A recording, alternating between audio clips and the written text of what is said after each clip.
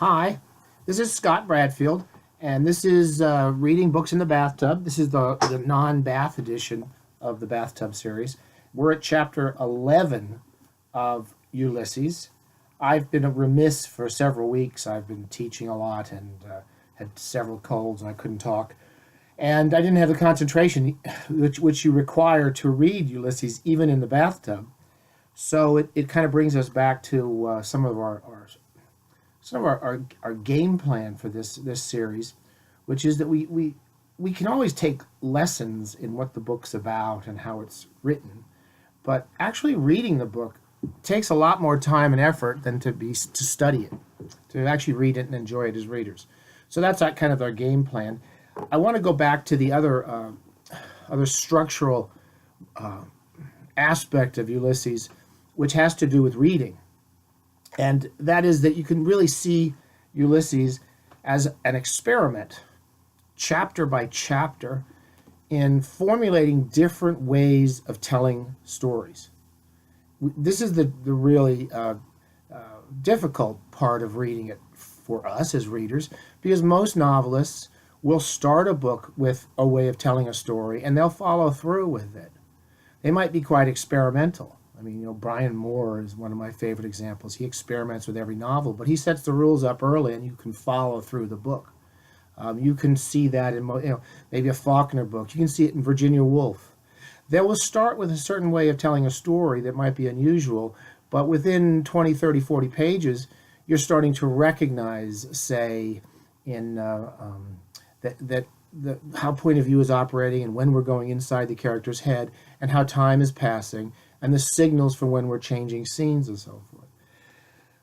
Joyce is playing around in every chapter, and this is a very good example. We're getting into the most experimental chapters now. This is the Sirens chapter, and he's trying to do something which most people find. I think this is probably not the most popular chapter when I teach it to my students, and you'll also see critics being pretty critical of it. It has a lot of exasperating aspects to it. But he starts off with a way of assembling the form of telling his story, and the way he wants to do it is through music. So he starts with this quite irritating passage. It goes on for about 2 pages, and it's quite clearly, when you've read it a few times, like the overture of a symphony or the overture of a musical, where the main themes of the music come through, and it takes us through what the Valkyrie, the music of the Valkyrie. It takes us through all the major movements, and even takes you to the concluding movement, some passages from the larger work, and it's kind of a little sampler of the large story. So we start off with one particularly important aspect, which is we have 2 women in the book who are kind of the sirens, and they're the 2 women that work in the bar. It's called the Ormond, I believe. And it's bronze. One's referred to as Bronze Girl because she has a bronze expression, bronze skin, bronze hair. And the other one is Gold. She has blonde. She's blonde. So this bronze and gold is the first 2 words of the section. Bronze by gold, heard the hoof irons, steely rining, impertinent. I can't do this one. Okay, so this is the two women who run in the bar at the Armand, and the parade from chapter 10 has just passed by, and that's the noise. So what we're hearing now is we're hearing that the whole chapter is about sound and musical sounds and a counterpoint, bronze and gold, bronze and gold. We're always going to have 2 different timbers in this music.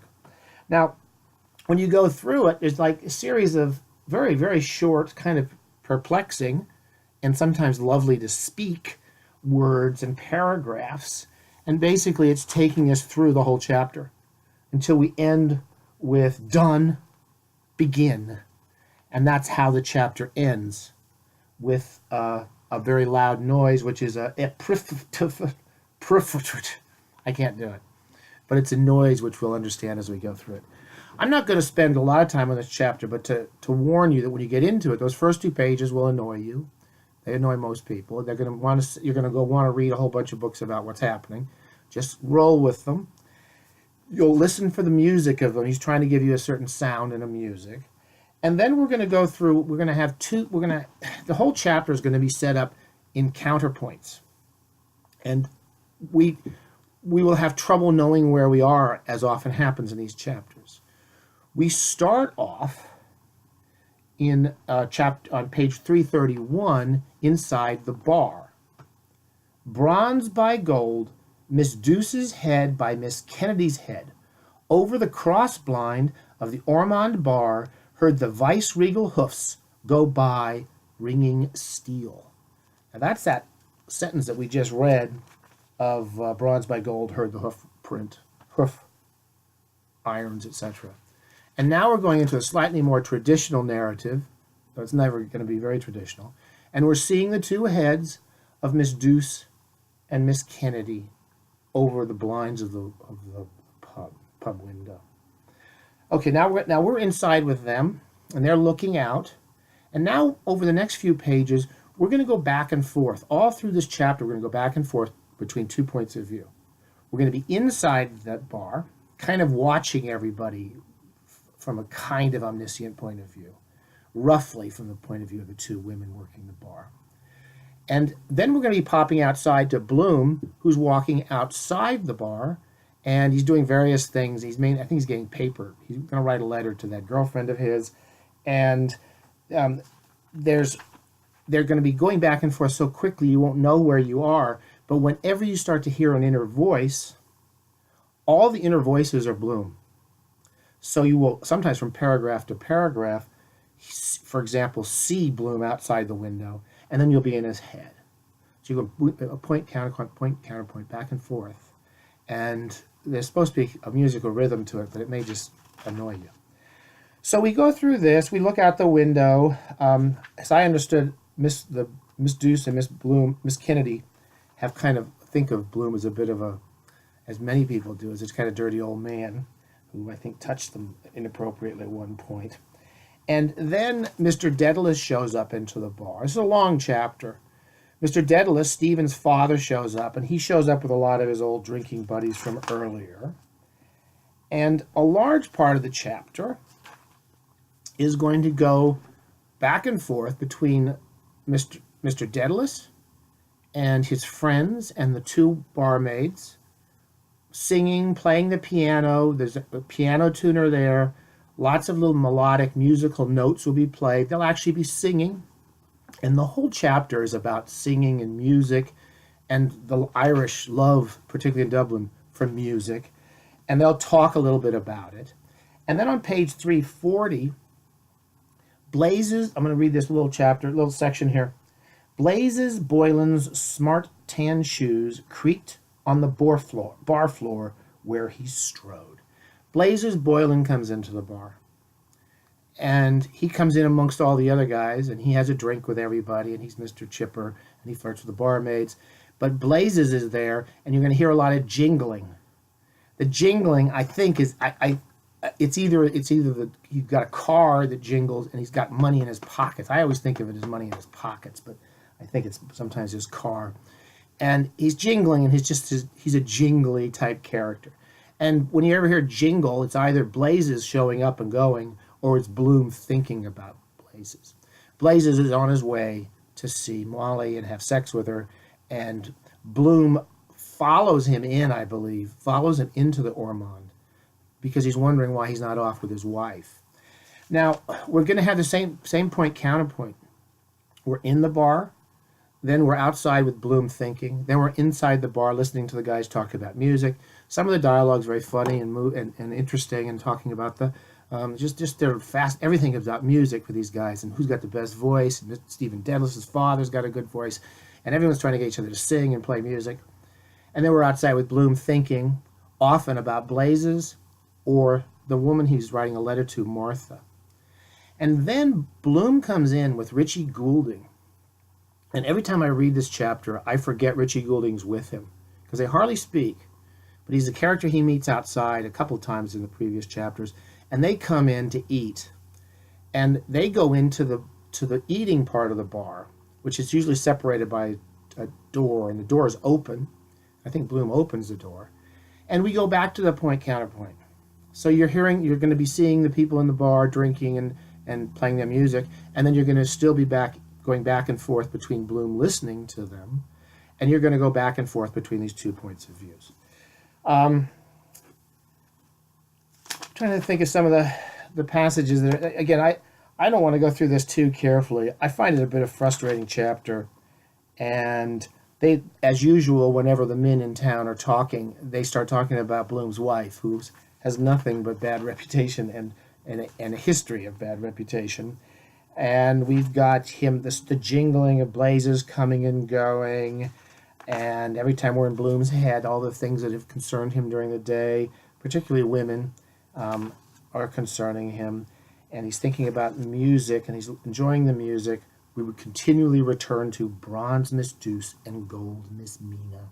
Those are the 2 barmaids again, Kennedy and Deuce, I think, Deuce.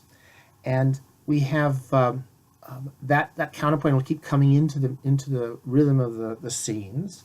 We will have some slightly traditional narrative paragraphs, but mostly they'll be told in these very pump, pump, pump, pump, pump, pump, pump, quick, short 2 to 3 word sentences when he's trying to hit the rhythm of this symphony that we're listening to.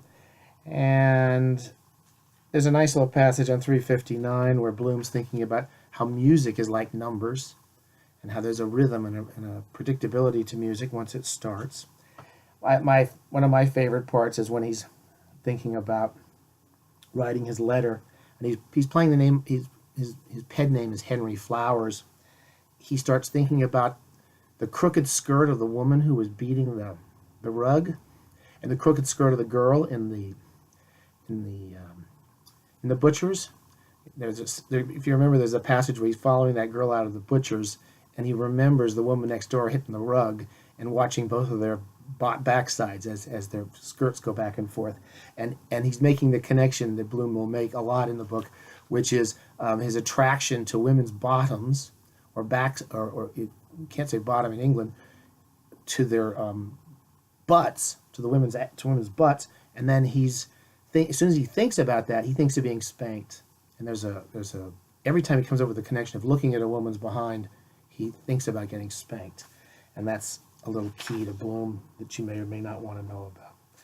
Okay, so we go along, we meet a lot of these characters. It's a very long chapter. As we get into these diva-like performances, where a chapter where he'll get an idea and he'll run with it, and he'll just design this really complex chapter based around a fairly simple dramatic or realistic scene, then they get much too long, and this chapter is far too long until we reach the end, in which he leaves, and as Bloom is sitting in there, he's hearing his stomach rumble, and as he leaves the place, he thinks about what epitaph he wants on his tombstone. We've had that previously, and at that point, from the cider that he's been drinking, he talks about how the cider is really binding and tough on his stomach. He releases a really big fart. It's basically written at the bottom of page 3, top of 376.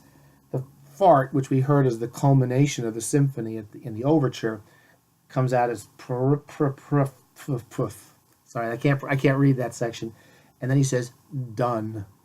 So he's finished his meal, he's finished his overture, he's finished his experience of that hour, and he's had it let off a big fart to let his stomach digest his meal and his cider. So there's the end of the symphony. If you go back to the beginning after having read this whole chapter, then you'll start to see the high points and the key moments of this music. And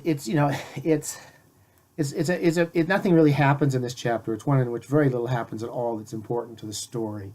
We get reiterations of Molly's reputation. We get reiterations of Stephen Dedalus' father being a great singer and a drunk. We have Blazes comes through again. But it's not the best chapter. It's got some very lovely prose in it and has some exasperating prose. So you can decide yourself. And there's a long passage where they sing the Crappie Boy, which I've heard this years and years ago, and I was trying to teach it. And it's very, as I recall, it's a very maudlin, sentimental song, And in the last part of the chapter, everyone's morose and singing and sentimental and crying and so forth. So that's the best I think you need to know. And read it again like a reader, but realize, like any novel, he's setting up a little way of strategy of making you understand the story. You're going to have to get used to that switch back and forth between the vision of the bar and Bloom's interior, and we're going to go back and forth pretty much through the entire chapter. Okay? Anytime you're inside somebody in that chapter, you're inside Bloom. All right. Good luck with your reading, and I hope to get back to doing these a little more regularly.